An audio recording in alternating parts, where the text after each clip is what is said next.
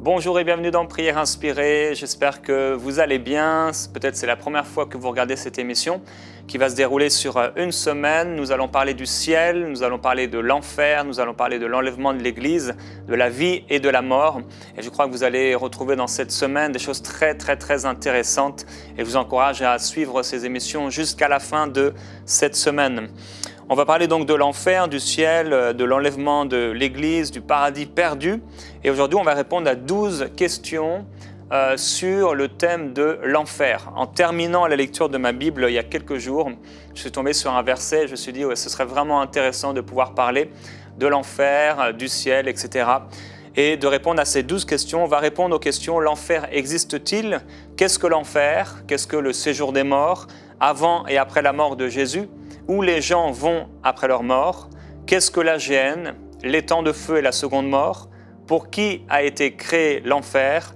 Si Dieu est bon, pourquoi enverrait-il des gens en enfer? Où se trouve l'enfer? Que se passe-t-il en enfer? Qui sont ceux qui iront en enfer? Combien de temps les gens resteront en enfer? Et pourquoi, finalement, les gens iront en enfer? On va répondre à toutes ces questions dans cette émission.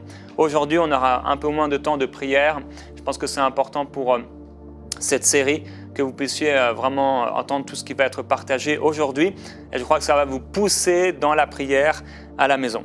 Première question, l'enfer existe-t-il? Tout simplement oui, car la Bible en fait mention dans l'Ancien Testament, dans les Évangiles et dans le Nouveau Testament en général. Oui, parce que les prophètes de l'Ancien Testament et les apôtres du Nouveau Testament en parlent. Oui, car Jésus lui-même en parle à plusieurs reprises. Oui, parce qu'on peut aussi accepter le témoignage de personnes qui sont soit mortes ou arrivées dans un état où elles ont visité l'enfer en vision, ici je parle. Oui également parce que comme il y a un ciel en haut, il y a un enfer en bas. Qu'est-ce que l'enfer ? Alors la géhenne, l'enfer, le lac et les temps de feu, de soufre, la fournaise ardente, l'abîme, les ténèbres du dehors, la seconde mort est un lieu de châtiment. C'est une prison, un lieu de souffrance éternelle d'où on ne peut sortir. C'est un feu éternel qui ne s'éteint pas, là où les vers rongeurs ne meurent pas, où il y a des pleurs et des grincements de dents.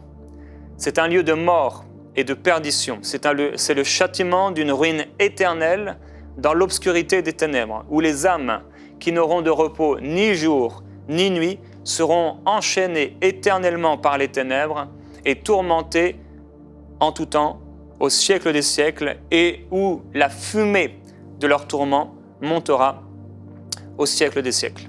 Alors, qu'est-ce que l'enfer? Et même d'une manière générale, l'abîme. L'abîme est une prison pour esprit en deux parties, qui comprend ce qu'on appelle le Tartaros. Le Nouveau Testament en fait mention lorsque Pierre nous parle de ce lieu et nous montre qu'une proportion d'anges déchus, qu'on appelle des démons, se trouve en ce moment même emprisonnés. Et dans la géhenne, donc, qui est en deux parties, le Tartaros, on a dit première partie, la deuxième partie, le séjour des morts, qui en grec, le mot est Hadès et en hébreu, Sheol. Maintenant, qu'est-ce que le séjour des morts? Troisième question. Ce séjour des morts, donc on a vu qu'il y avait le Tartaros, il y a le séjour des morts. Le séjour des morts est lui-même en deux parties. Il y a ce qu'on appelle le sein d'Abraham pour les justes et ce qu'on appelle couramment l'enfer pour les injustes. Entre le sein d'Abraham et l'enfer, il y a un fossé infranchissable. Les morts rejoignaient donc dans l'Ancien Testament ce qu'on appelle le séjour des morts. Les justes allaient dans le sein d'Abraham et y jouissaient de la consolation et du repos. Mais les injustes allaient, et vont encore d'ailleurs, dans la deuxième partie du séjour des morts, une sorte de prison transitoire où ils attendent le jugement dernier et l'enfer éternel. Alors après sa mort, Jésus est descendu dans le séjour des morts. Il était impossible qu'il soit retenu par les liens de la mort. Là, dans le séjour des morts, la Bible déclare qu'il a fait des proclamations aux incrédules. Il est resté dans le sein d'Abraham 3 jours et 3 nuits. Dieu ne l'a pas abandonné.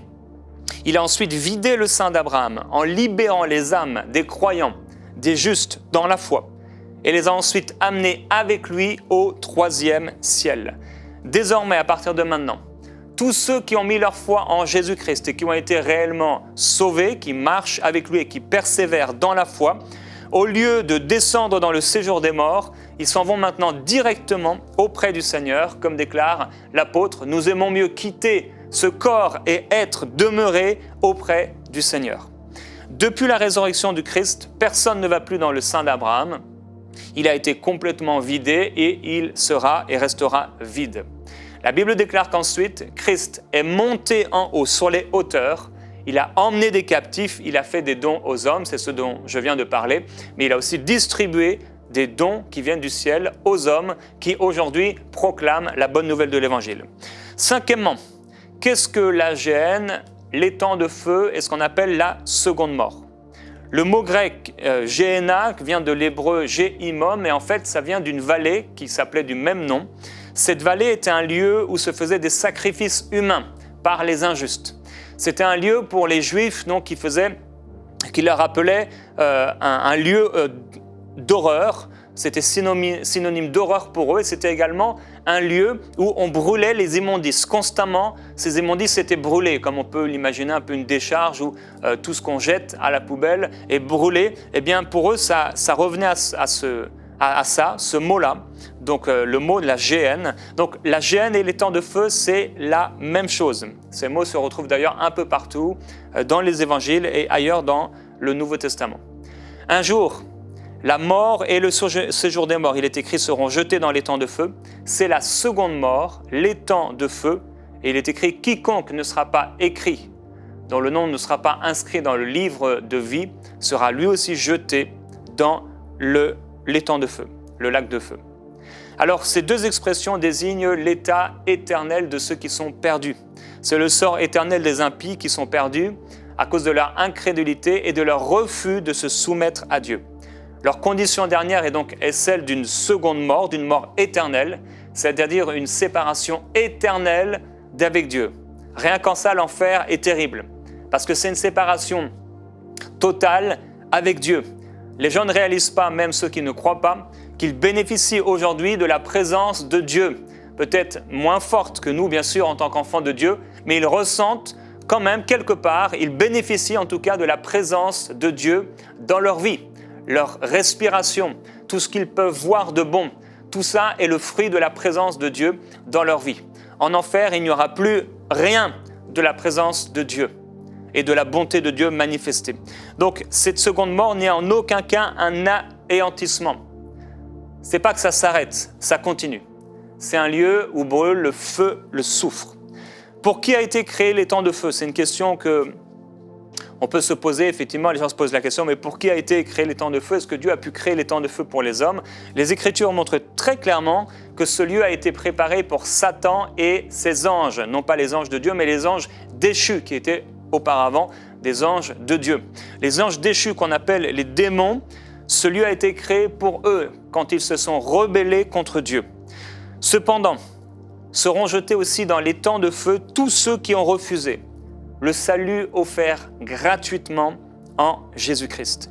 Il est écrit dans Jean au chapitre 3 et au verset 18, « Celui qui croit en lui n'est pas jugé, mais celui qui ne croit pas est déjà jugé parce qu'il n'a pas cru au nom du Fils unique de Dieu. » Donc, ne passeront pas en jugement, ne seront pas condamnés.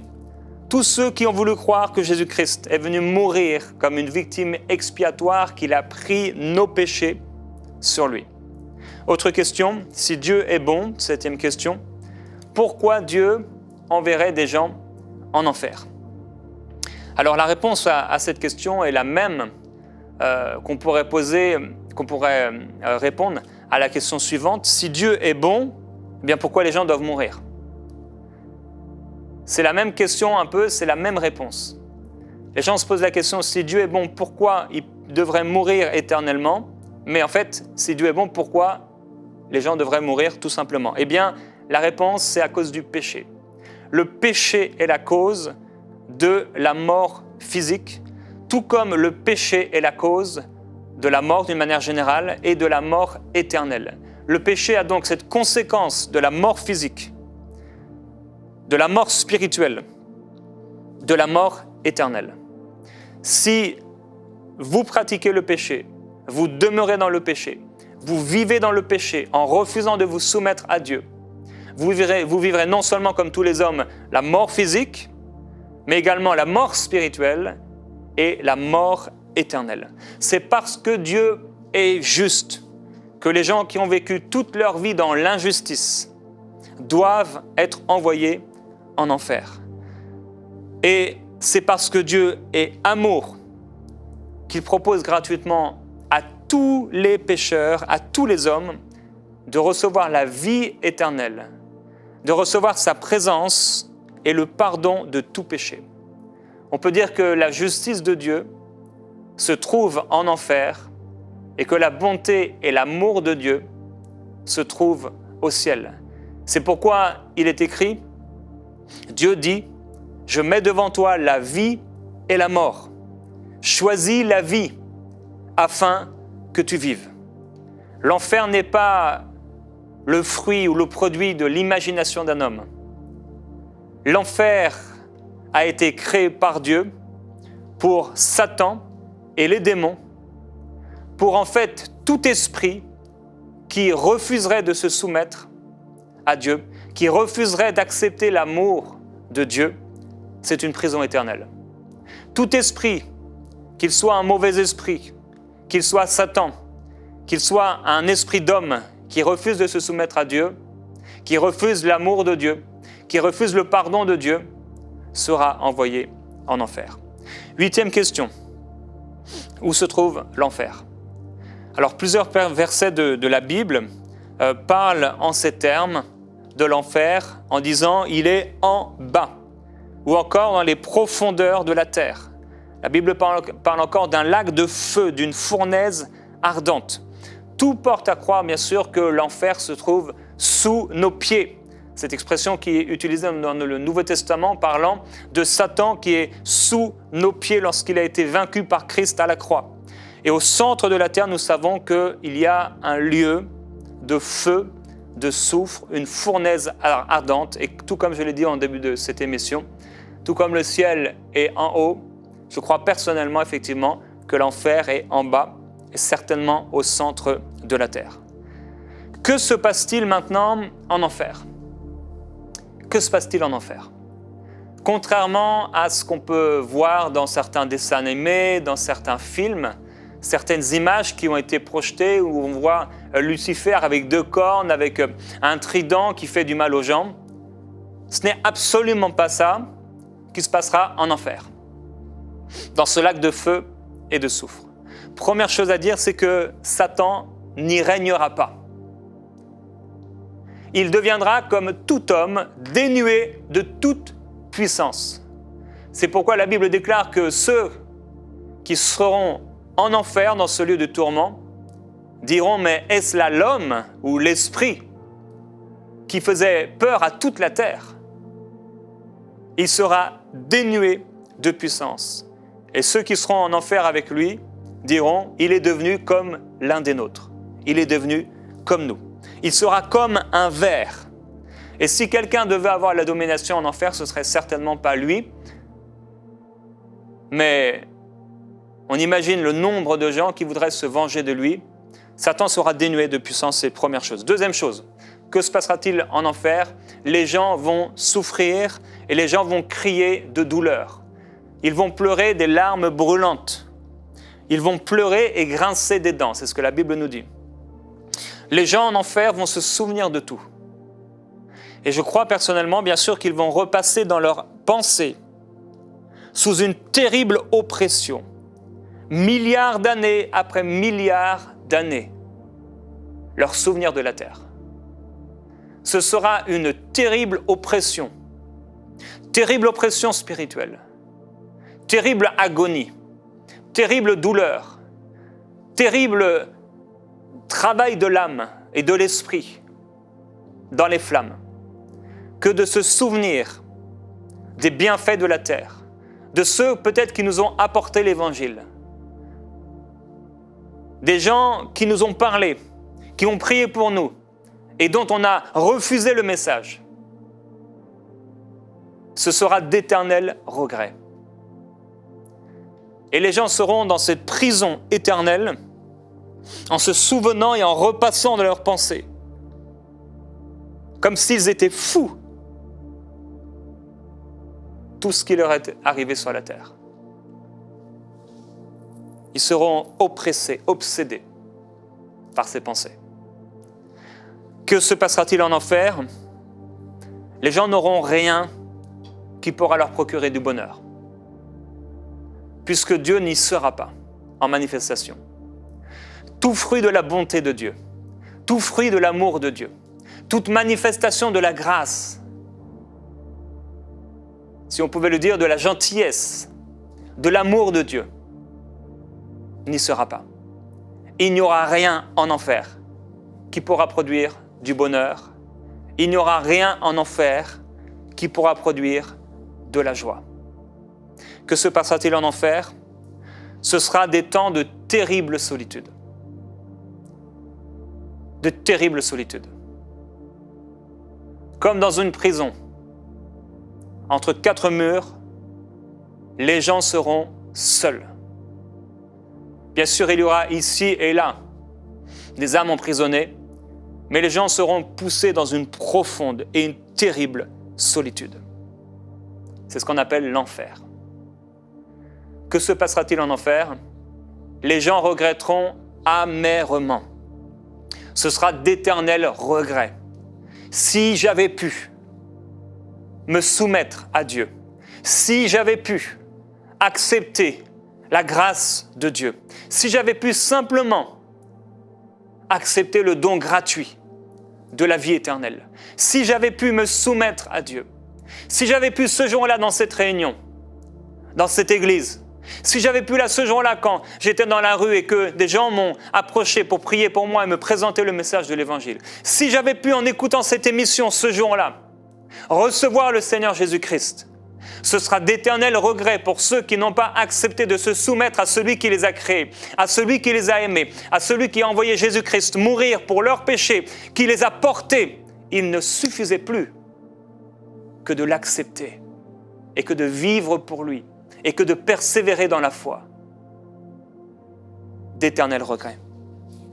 Que se passera-t-il en enfer? Les gens s'imagineront le ciel.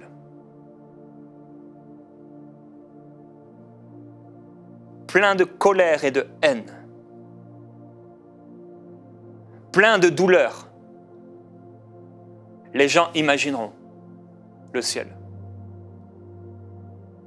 sans jamais pouvoir y entrer, sans jamais pouvoir le percevoir, sans jamais pouvoir réaliser la grandeur de ce ciel.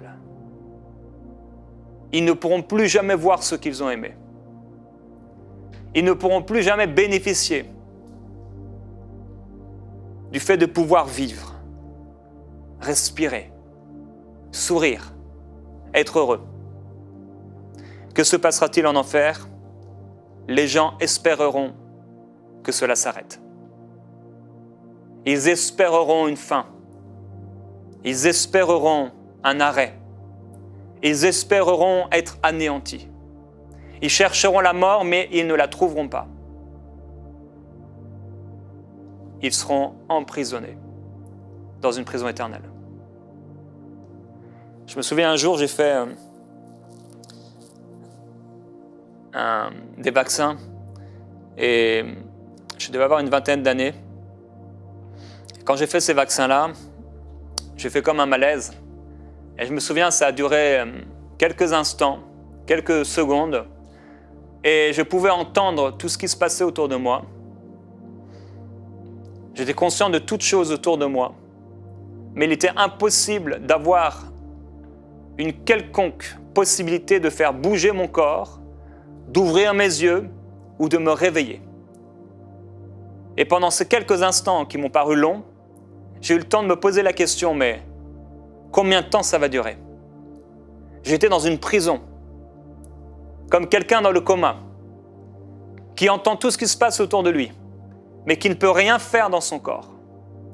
Une prison éternelle. Et cette expérience m'a marqué jusqu'à aujourd'hui, car j'ai, ne serait-ce qu'à peine effleuré, bien sûr, la condition de ceux qui seront non pas dans une condition seulement où ils ne pourront plus bouger, mais eux seront dans une condition d'enfer éternel, de souffrance éternelle. Combien de temps les gens resteront en enfer? Éternellement. C'est toujours ce mot qui est utilisé, le même mot qui est utilisé pour ceux qui seront au ciel que ceux qui seront dans la géhenne, en enfer, dans le lac de feu et de soufre, éternité. Les gens y seront pour l'éternité. Ça ne s'arrête pas. Il est écrit, plusieurs de ceux qui dorment dans la poussière de la terre se réveilleront, les uns pour la vie éternelle et les autres pour l'opprobre, la honte, pour la honte éternelle. L'expression « au siècle des siècles » est employée pour les tourments éternels.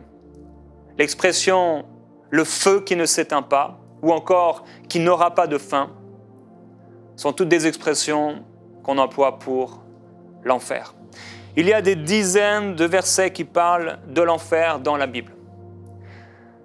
On peut en trouver dans le livre de Job, dans les Proverbes, dans chacun des évangiles bien sûr, dans le livre de Romains, dans Philippiens, dans Hébreux, dans 2 Thessaloniciens, dans 2 Pierre, dans Jude, dans l'Apocalypse bien entendu. Partout, il nous est parlé de l'enfer. Comme partout, il nous est parlé du ciel. Je vais vous lire juste quelques passages dans Matthieu chapitre 25. Ensuite, il dira à ceux qui seront à sa gauche, « Retirez-vous de moi, maudits, allez dans le feu éternel qui a été préparé pour le diable et pour ses anges. Ceux-ci iront au châtiment éternel, mais les justes à la vie éternelle. » Jésus dit, « Si ton œil est pour toi une occasion de chute, arrache-le. Mieux vaut pour toi entrer dans le royaume de Dieu n'ayant qu'un œil, que d'avoir 2 yeux et d'être jeté dans la géhenne, où le ver ne meurt pas, où le feu ne s'éteint pas. » Jésus dit encore, « Je vous montrerai qui vous devrez craindre. Craignez celui qui, après avoir tué, a le pouvoir de jeter dans la géhenne. Oui, je vous le dis, c'est lui que vous devez craindre. » Alors, qui ira en enfer? J'ai trouvé 16 types de personnes ou de choses qui iront en enfer dans la Bible. Et tout comme Adam et Ève ont été chassés du jardin d'Éden jusqu'à leur mort, ils ont été chassés de la présence de Dieu telle qu'ils en bénéficiaient dans le jardin d'Éden. Ceux qui ont refusé de se soumettre à Dieu seront chassés de la présence de Dieu. C'est ce qu'on appelle l'enfer. En réalité, non seulement ils n'iront pas en enfer, mais ils y seront jetés. Ce n'est pas simplement qu'ils iront en marchant en enfer, ils seront jetés en enfer. C'est toujours l'expression qui est utilisée dans la Bible, parlant de ces choses. Dans le livre de l'Apocalypse, au chapitre 19, au chapitre 20, on voit donc 16 types de personnes ou de choses qui iront en enfer. Première chose, il est écrit « La bête fut prise, et avec elle le faux prophète ». Deuxième chose, ou deuxième type de personne, qui avait fait devant elle les prodiges par lesquels il avait séduit ceux qui avaient pris la marque de la bête et adoré son image. Ils furent tous les deux jetés, vivants, dans l'étang ardent de feu et de soufre. Plus loin, il est écrit « La mort », troisième chose, et le séjour des morts, vous vous souvenez, on en a parlé, furent jetés dans l'étang de feu. C'est la seconde mort, l'étang de feu. Il est écrit aussi, cinquième type de personne, « Quiconque ne fut pas trouvé écrit dans le livre de vie », c'est le cinquième type de personne, « fut jeté dans l'étang de feu. » Sixième personne, il est écrit « Le diable qui les séduisait fut jeté dans l'étang de feu et de soufre où sont la bête et le faux prophète. Ils seront tourmentés au siècle des siècles, jour et nuit. » Et ici, on va avoir plusieurs types de personnes, les uns après les autres, dont la Bible nous parle dans l'Apocalypse.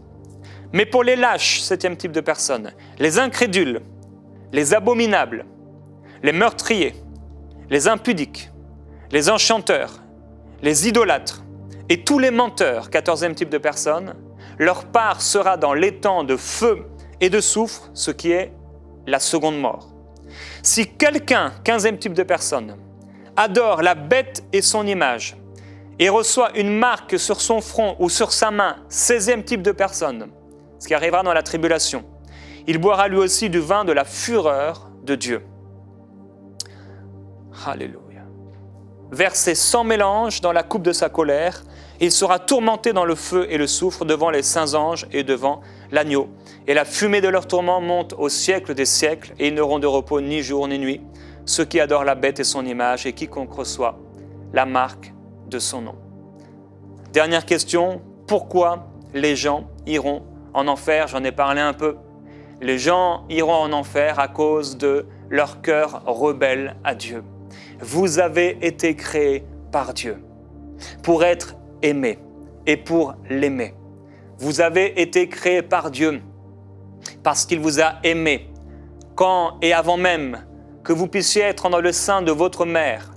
Dieu vous avait aimé, Dieu vous avait choisi, Dieu vous avait appelé à le connaître et à jouir de sa présence dans votre vie chaque jour. Les gens iront en enfer comme une punition parce qu'ils n'ont pas connu Dieu et parce qu'ils n'ont pas obéi à l'évangile de notre Seigneur Jésus-Christ. C'est pourquoi il est écrit, il est réservé aux hommes de mourir une seule fois, après quoi vient le jugement. Demain, nous verrons ensemble comment échapper à l'enfer. Mais dès aujourd'hui, si vous écoutez ces choses, et si vous écoutez Dieu qui vous parle à travers ma voix, ne résistez pas. Dieu veut vous sauver aujourd'hui. Dieu veut vous libérer. Dieu veut vous pardonner. Dieu veut vous justifier. Et il vous a tellement aimé qu'il a envoyé à votre place, mourir à votre place, à cause de vos péchés, à votre place, Jésus-Christ. Il a pris vos péchés sur lui. Il a été maudit à votre place, alors que vous deviez, à cause de vos péchés, à cause de votre insoumission, parce qu'un jour vous avez menti, parce qu'un jour vous avez volé, parce qu'un jour vous avez regardé quelqu'un ou le bien de quelqu'un et vous l'avez convoité, parce qu'un jour vous avez fait du mal, un jour ou l'autre, vous êtes devenus pécheurs. Et la Bible déclare que tous ont péché et sont privés de la grâce de Dieu, de la présence de Dieu. Mais ils sont gratuitement justifiés à cause du sacrifice et de l'amour qui a été manifesté en Jésus-Christ. Oui, Dieu vous a tant aimé qu'il a envoyé Jésus-Christ mourir à votre place. Il a pris votre place à la croix. Il a porté vos péchés. Et si aujourd'hui vous le regardez, si aujourd'hui vous donnez vos péchés à Dieu, si aujourd'hui vous donnez votre vie à Jésus-Christ, et si vous aujourd'hui acceptez de vous soumettre à lui, qu'il devienne votre sauveur, votre Seigneur, celui qui vous sauve, mais aussi celui qui va diriger votre vie, le Seigneur va venir aujourd'hui porter vos péchés et vous libérer de tout péché. Vous libérer de vous de toute condamnation et vous allez à partir d'aujourd'hui, en l'acceptant, devenir une nouvelle créature, oui, où toutes choses seront nouvelles. Aujourd'hui, le Seigneur vous appelle. Par une prière là où vous êtes, recevez-le. Par une prière là où vous êtes, avec vos mots, demandez-lui pardon. On va se retrouver demain dans Prière inspirée. Jusqu'ici, recevez-le dans votre cœur et soumettez-vous à son amour.